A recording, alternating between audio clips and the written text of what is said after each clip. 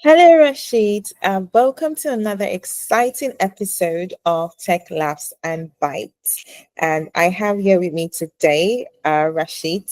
He's going to be the one who's going to introduce himself and tell us all of the wonderful things he's been doing in tech and also his journey into technology. Hi, Rashid. Hey, hi. So thank you so much for having me on this podcast. Let me quickly introduce myself. My name is Rajit Jain, and I'm a senior consultant into the insurance space. So I work on the technical side of the insurance, like building the application at the back end, the front end, and making sure the users underwriting can use those applications. I primarily work on the property and casualty insurance. So that includes like your auto, your home, fire, BOP. So whatever you can think of except health and life, I work on all those lines of businesses. Okay. I have more than 10 years of experience in this space. So my role is to build the application from the scratch on the top of the pre-programmed softwares that we are using, like Duck and Guidewire. And Okay. in the consulting space, my role is to help and guide the clients and customer to envision their goal and help building their application what they want for their Yeah. system or for their insurance. Okay.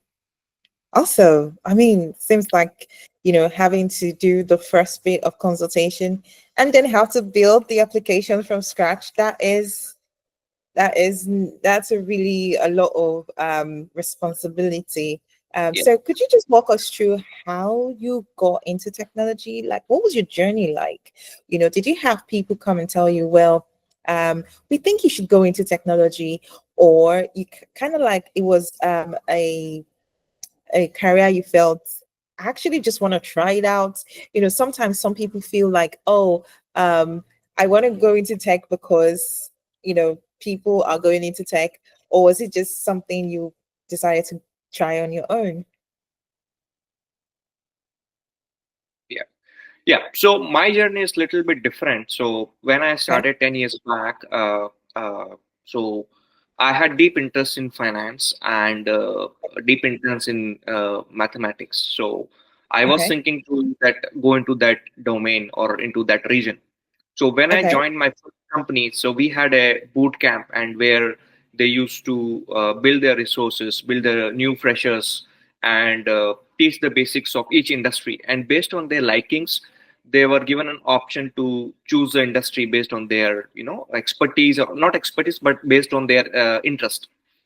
So Okay. during that time, I learned about insurance. I liked it, so I thought of that this meets my interest because it also includes a lot of I would say finances in terms of rating, like in terms of calculations. So I thought Okay. I'll pursue my career in this, and then this is how I started working in insurance. Okay. When I started, I was working on traditional programming languages. Then the moment I started working on it, I got to know there are certain tools that makes Okay. the insurance process quick. That means clients can release the products quickly to the market. So I've been introduced Okay. to a tool which is known as Duck. So I started working on that. I started working on the policy side of it, Okay. and then I learned like what are the different aspects of it and what are the different workflows, what are the different different patterns in policy. And I learned that, then started building those applications for the clients. And there Okay. I got more interest, and that's how it's been now 10 years I'm doing the same thing. Oh, wow. That is really interesting. And just because you mentioned the Krieg, what's that all about? Could you share more about that? Sure. So let me take an example. Like if I'm a new insurer, or I would say Okay. insurance company, and Okay. if I want to build a new software, so if I Okay. use the traditional programming languages like C sharp, like Java, or like some any other language, right? It will take Okay. me a lot of time to release my product to the market. And Mhm. insurance is like very fast moving industry. Like it changes very quickly. Yeah.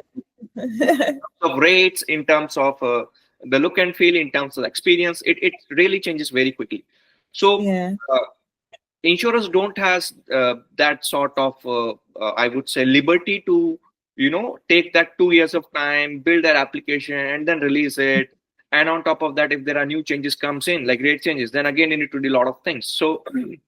there are few pre programmed tools which are available in the market. So they have the out of the box layer. So what do I mean by out of the box is what the Okay. basic setup. So auto insurance in insurance company A, B, and C, it will gonna be 80% same. There are 20 to 30% additional client layer which is added on top of it.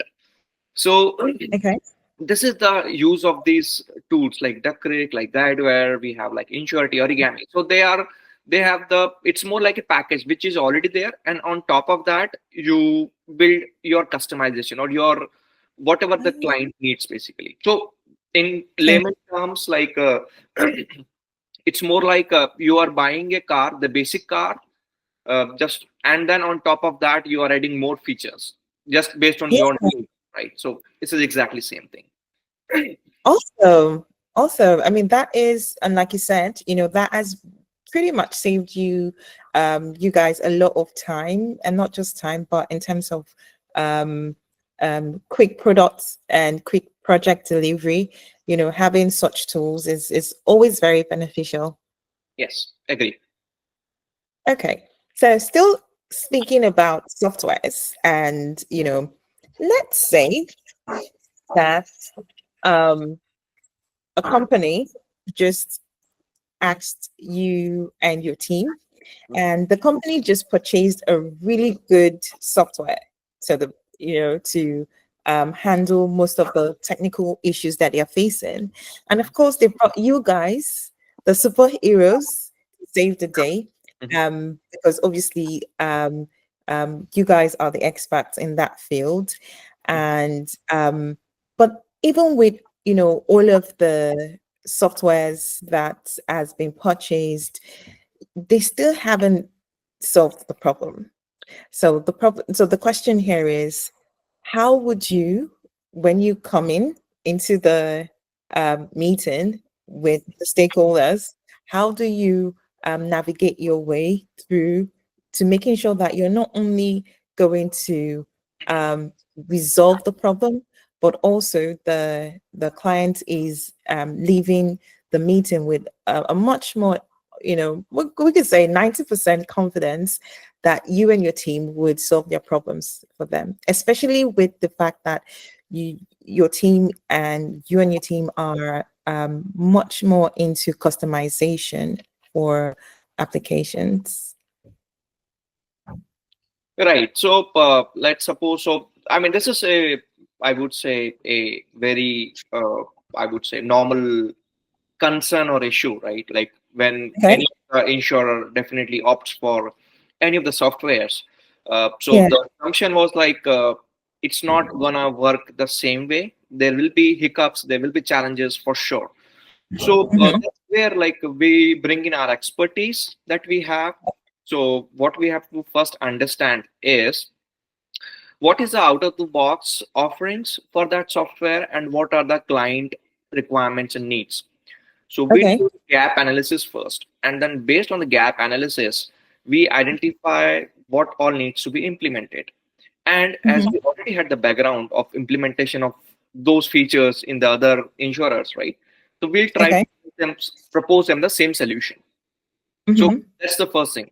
Secondly, let's assume like the problem which it is exactly, I mean, pretty much new. Now, how we'll go with that? So first, Okay. we will have a COE team within our practice or within our company, right? So they are the experts. They are the, I would say, the core experts into that technology.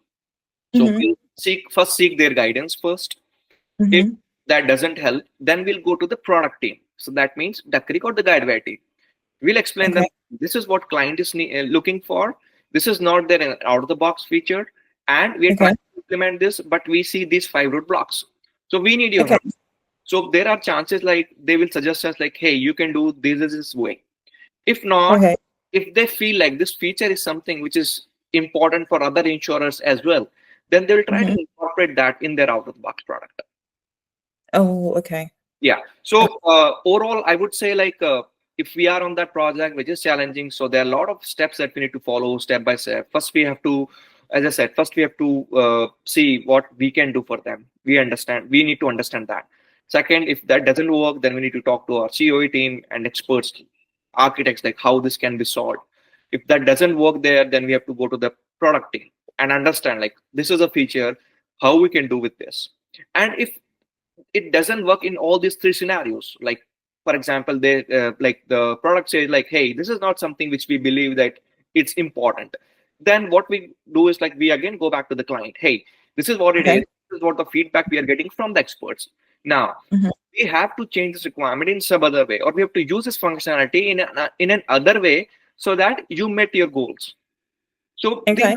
these are the different steps that we need to take at for each of the functionality, and then Okay. resolve their problem. So it's not always like we have to solve each and every problem, because few of the clients maybe they are using some problem in a different way, but there is a Yeah. solution which can be solved in a very simple way or in some other manner. So that's Mm-hmm. how we're gonna address that problem. So basically, what you are saying is that there is a possibility that the software they just purchased, which could be have some of great out of the box tools, could actually you guys could actually solve the problem. And if that's not possible, then that's where you and your team comes in to create a much more customized tool for them. Yeah, Okay, great. Okay, so I mean, in this era, we are in the era of AI. When it comes to customizing of tools, I mean, just because you mentioned, it used to take, really long time, from development all the way to from requirements development all the way to implementation and then delivery. yeah, How would you say AI has actually revolutionized consulting? definitely. So AI is like I would say it's not. I would say it's not an option nowadays. It's a mandate. So yeah, we are using that in our daily life in some of the form, maybe here and there. You know, so Okay. yeah, it is very important, and I won't say like this has replaced everything, but this Mm-hmm. started coming up in bits and pieces in a few of the forms. So, for example, Okay. like earlier we used to write the automation test cases manually. So that is replaced by AI nowadays. Like they are able to write the test cases. So when it comes to like test case automation test, not automation, but the programming language test cases like JUnits for Java, right? So that's again, it's done all automated now. Like for the claims, right? To identify claims, to identify fraud in the claims, or to Mm-hmm. solve the claims in quick time. So people started using AI for that. Like Lemonade is one insurance company, so they started using uh, this AI for settling the claim. So I was studying one of the reports, and they claim that they solved few of the claims, or I would say they closed few of the claims in just under 30 minutes. So that's really Wow. revolutionize nice. It's a big revolution, I would say, and it's changing things. So this is just one example. Uh, People started using it to identify the the frauds in the payments, frauds in the claims.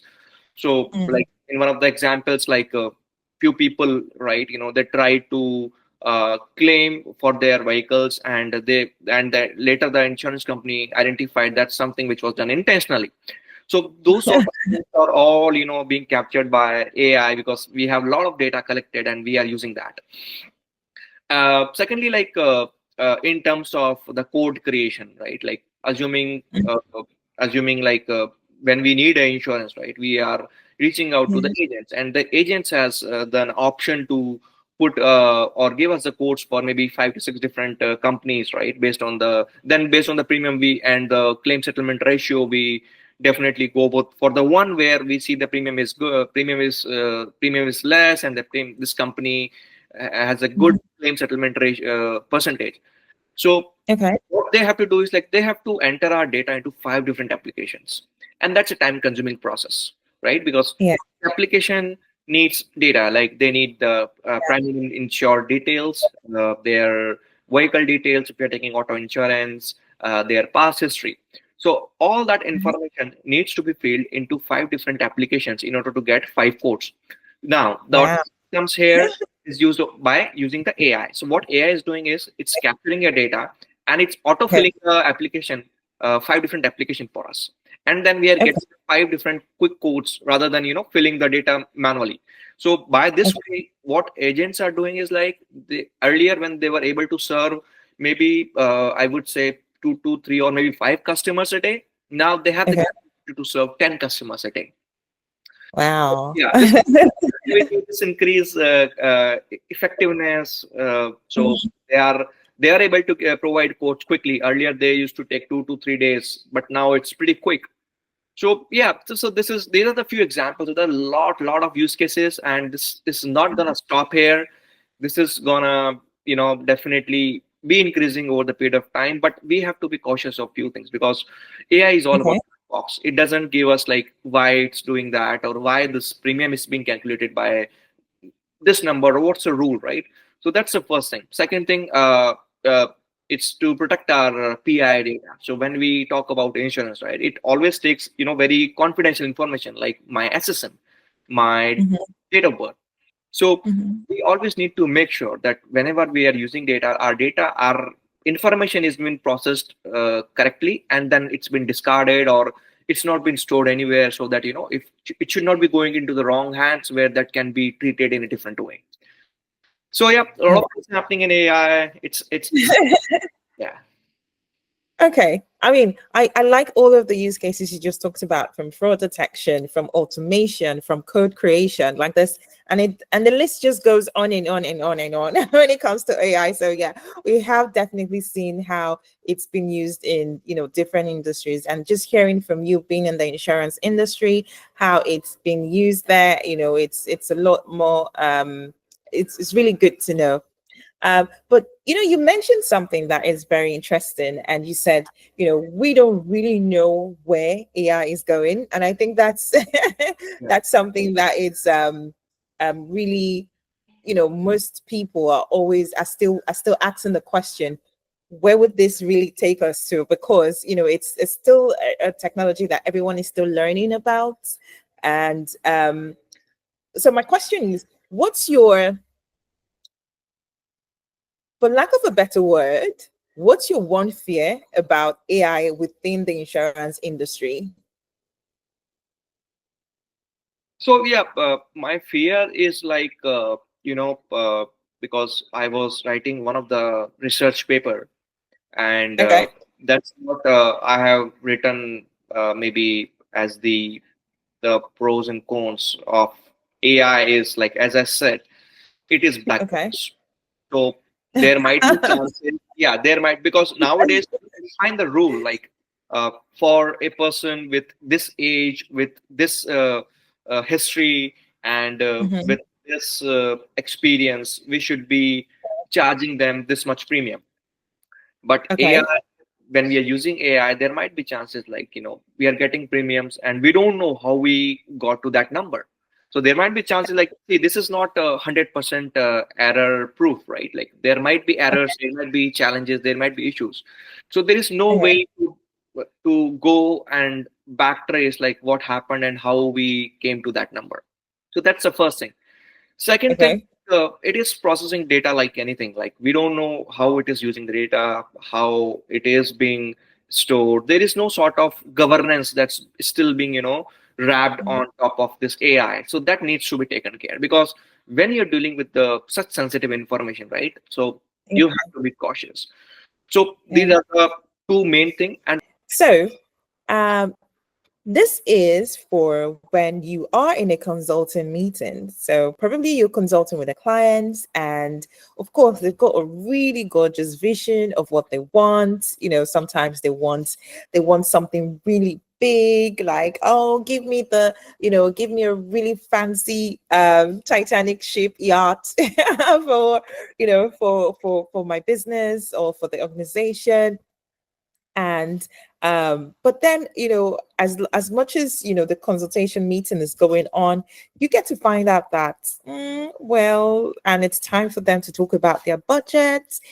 And then you kind of like realize that well, your budget is just going to probably get a maybe a boat. Yeah. And and at that stage, there are two things that could happen. Is either you kind of like feel, okay, well, do I just let you know? Do I just tell you outrightly that this is not going to work? Or do you want to be like, do you feel like, you are obliged to um, tell the client that they need to sort of like increase their budget? Or so pretty much just walk us through how you would handle a situation like this. Right. So, in that scenario, like the first thing that comes to my mind is like, we always are known for our quality work. So, we are not a company where, we just do the work just for the sake of doing it. We strongly believe in building the relationship with the clients and being, Okay. being, being a part of their extended team. So, Mhm. whenever it comes to this scenario, like where the client budget is little bit tweak and we are onboarded and we got to know like, hey, this budget is pretty much less. So again, Yeah. we won't be first thing, like we won't be compromising with the quality. Either we won't do Okay. it or we won't be or we won't compromise. So first thing, like we'll try to give our 100% whatever we can give and try to build product what they need first of all. Second thing, if we see like the budget is pretty much less, then we'll be telling them upfront. So this all discussion happened Mhm. before the project starts in. So it's not like something which starts or which we got to know when we are onboarded now.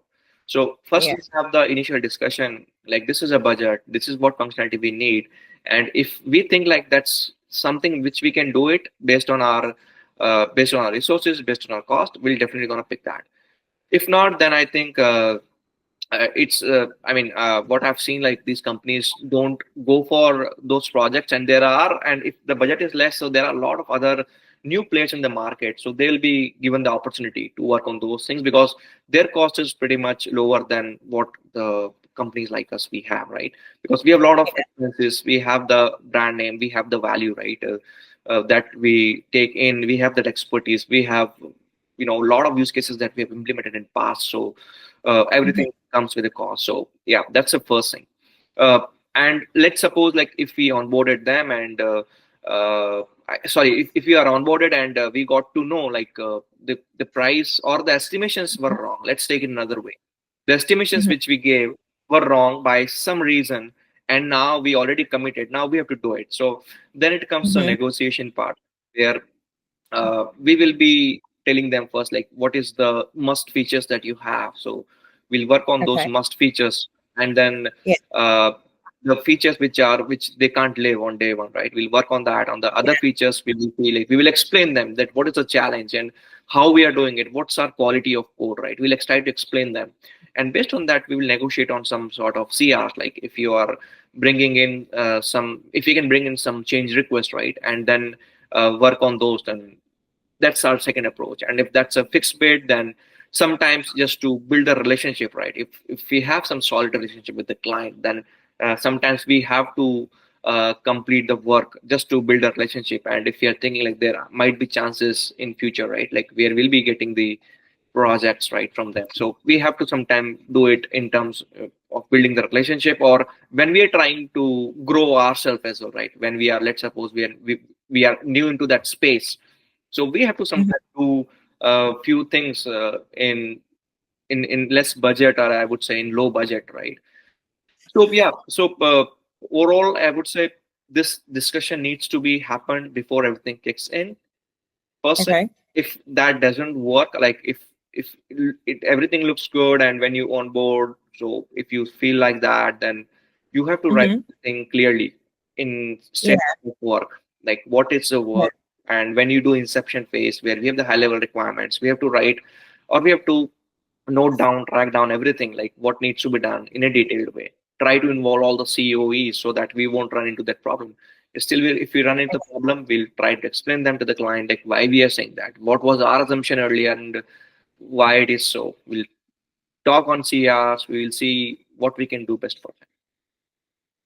Absolutely. I think I just love how you said the first thing is we focus on quality. I think that is just amazing because, with tech delivery, quality is all that counts. And, you mentioned something that was so important is building relationships with your clients, um, regardless of their budgets in this scenario. So yeah, that's really good. Okay. So, initially when you talked about all of the great things you do as a consultant, you have to do the consultations, you have to understand the client's requirements, then you have to build, and sometimes of course you have to build some from scratch, or you have to customize. I mean, when you think about all of this, these are a lot of hats to wear. So pretty much, so because being a consultant, as we know, is no piece of cake. I mean, so you've got to juggle between tech skills, people skills, problem solving skills, and so many other skills at the same time. That is not easy. I don't know how you wear all of those hats, but that's not easy at all. So, in your experience, what's the most underestimated skill that makes a consultant truly successful? And while we're at it, what would you say are the most technical skills and the not technical skills that a consultant needs to succeed within the industry? Yeah, so I agree. Like being a consultant, you have to wear multiple hats at the same time, and Yeah, as you said, like the skills, right? Like the people skill, people management skill, the soft skill, the technical skills, the business skills. So this yeah, needs to be developed over the period of time, and which is very important. So in today's market, you can't succeed with just one skill. Like if you have technical skills, you can be. I mean, you won't be able to succeed, right? Because you have yeah. to. Assumption is like you are the one who will be able to handle most of the things for my engagement. So Mm-hmm. that's the first thing. So Okay. yeah, so I always believe if you are from a technical side, so start building business side of skills as well. Start building soft skills. Start building people skills. Mm-hmm. Otherwise, like in this tough situation where we are struggling with a lot of layoffs happening, AI is coming into picture, right? We have to be smart, and we have to try to add as much as the skills as we can at this point.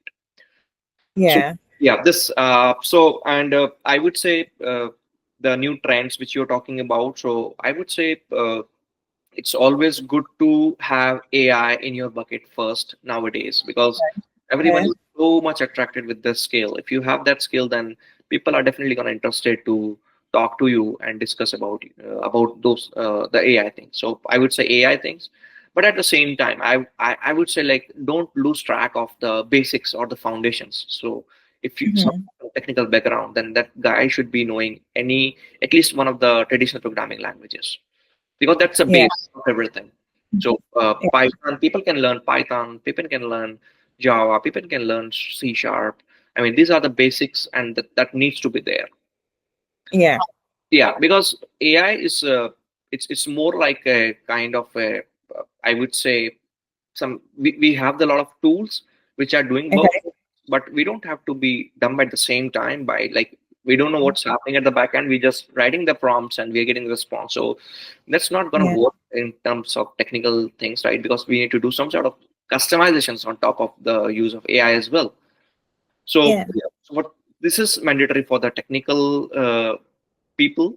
For business people, I Mm-hmm. would definitely say like they should be having the strong understanding of the business. So if I'm Mm-hmm. an analyst, I should be knowing the domain first very well.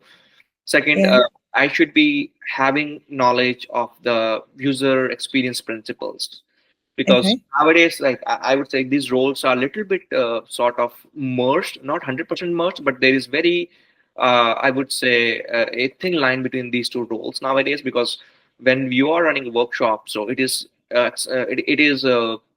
would say expected from you that you will be knowing those things, and you will be helping the client like how their screens would look like.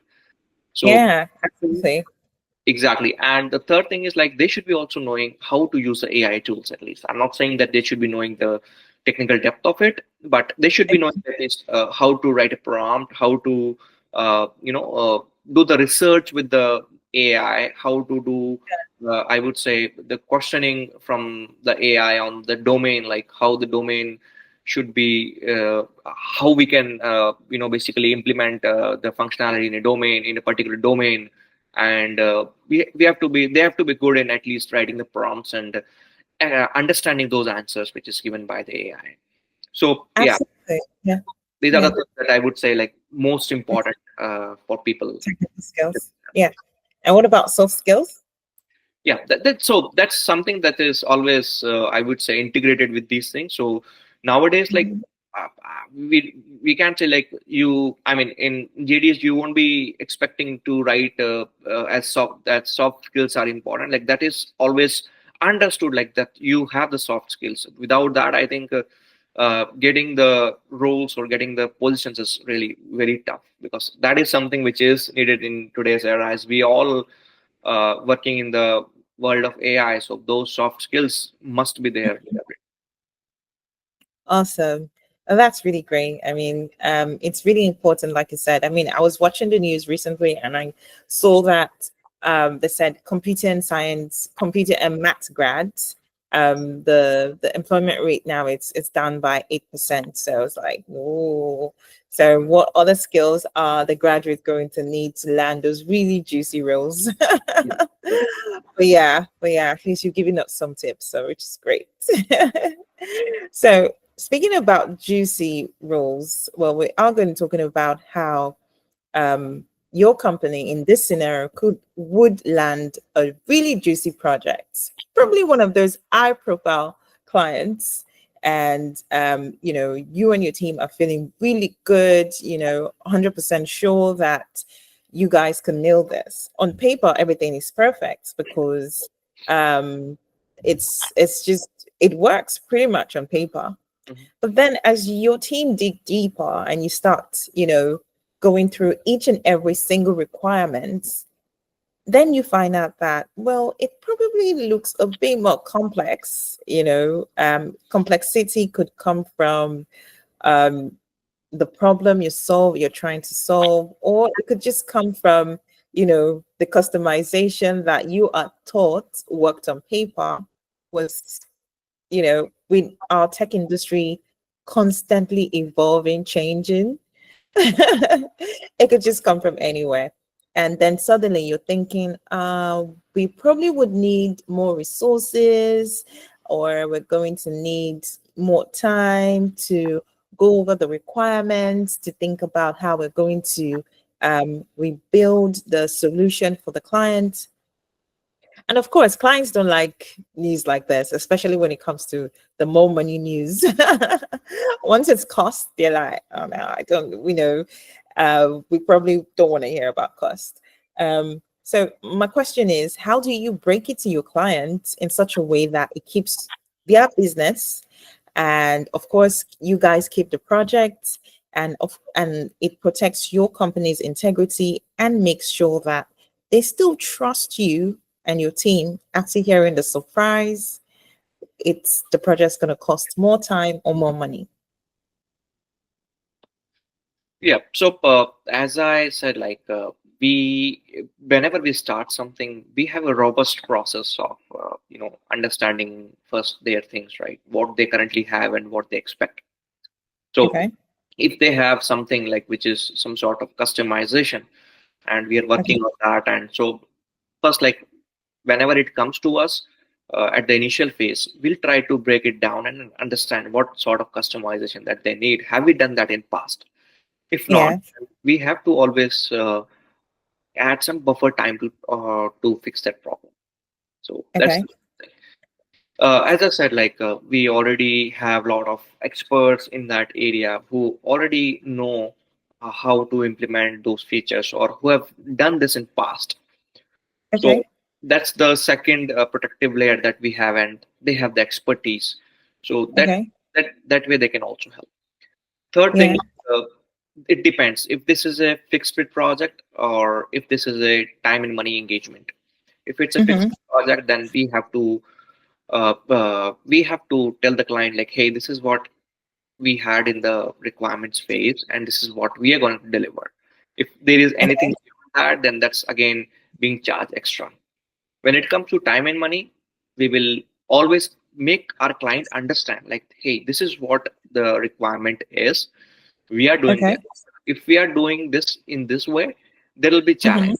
So we are Okay. trying to solve this in some other way, and doing this way you'll be having these five advantages in future, and we are getting Mm. rid of these problems. So they will Okay. understand, and there'll be potential CR or change request, I would say, that we can incorporate. So Yeah. yeah, I mean, so there will be always a decision, or I would say there's always a discussion that happens whenever we are proposing something to the client, or when there is something, a change in the cost. So we Okay. always need to explain them that why we should be saying that it should be change in cost, why it was Okay. not incorporated in the initial estimation, what was Okay. the gap. So we'll do all that homework and then present that to the client. And then present it. Absolutely. And that is after the first consultation. This is kind of like after you guys have discovered that what was initially presented was Yeah, not going to work. yeah, Okay. yeah, Also, I mean, that's really good. I mean, that's a really much more structured way of keeping integrity and trust with your client. yep, I agree.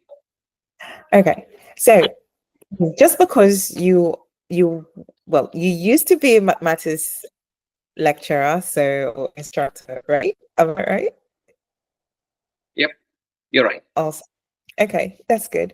Well, mathematics is one of my favorite subjects, so I can't let you go without asking you a math question.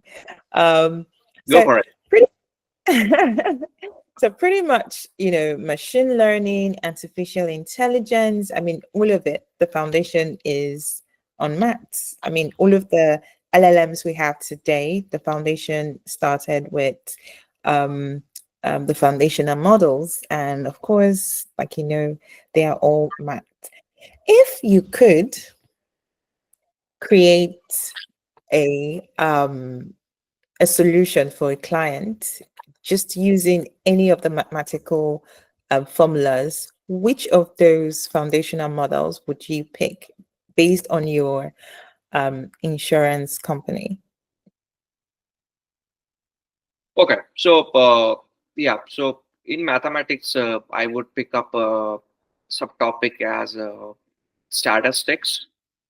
So Okay. yeah, we have the different, I would say, approaches or different, I would say, algorithms. One is a regression. So Oh, yeah, I'll try to use that regression because we are as an insurance uh, company, they have a lot of data available with them. So I'll try yeah. to use regression and try to predict the, I would say, the claims amount for people who are coming to them, and I'll identify like how much claim that a person could have been filing in that particular year based on the past data and history that I have. So that should Okay. be the first implementation I will do. Second, I'll try to identify the, I would say, the fraud in the data. So Mm. that's where I will use that. Uh, the lastly, like I have written 4 to 5 research papers on how we can Nice. use polynomial regression in Okay. identifying, what should be the, I would say, the premium for people who are driving vehicles. So let me take a step back and just Okay. explain you all about this, what that paper is all about. So Okay. So before COVID, like everyone used to travel to office for their work, right? That was the basic culture. But post COVID, Okay. things got changed, right? Like people are working in hybrid environments, people are working remotely. So what Okay. figured out is like people who are driving full time and people who are working remotely and not driving much are almost saying the same amount of premium. So, which is something I would say unfair, because if we are not traveling, then we are not driving. That means, and we are the more. I mean, there are less chances of, I would say, the claims that we are gonna create.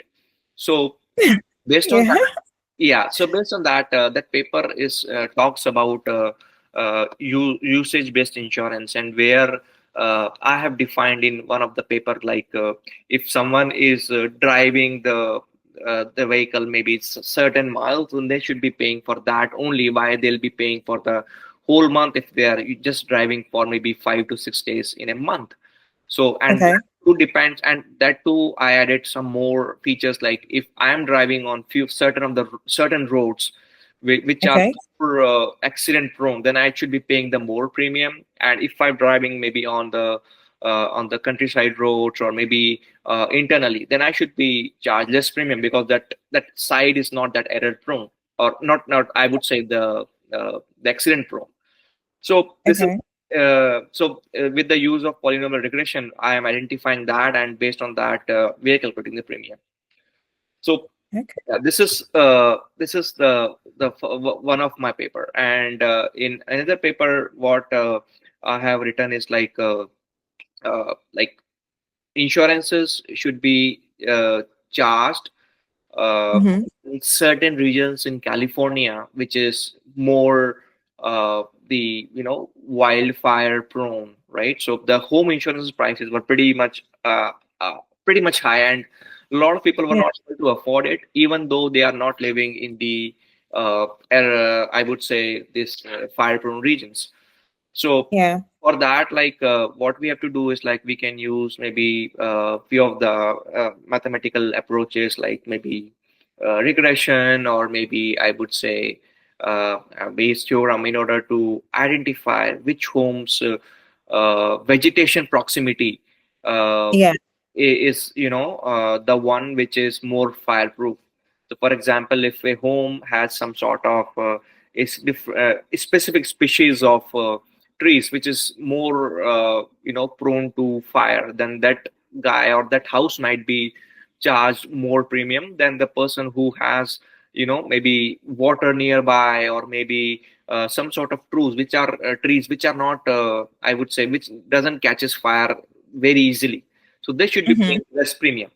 So based on that, That's I have another paper written, and yeah, I mean, I love doing this. This is one of my favorite areas. So yeah, I'm pretty much excited yeah. about this.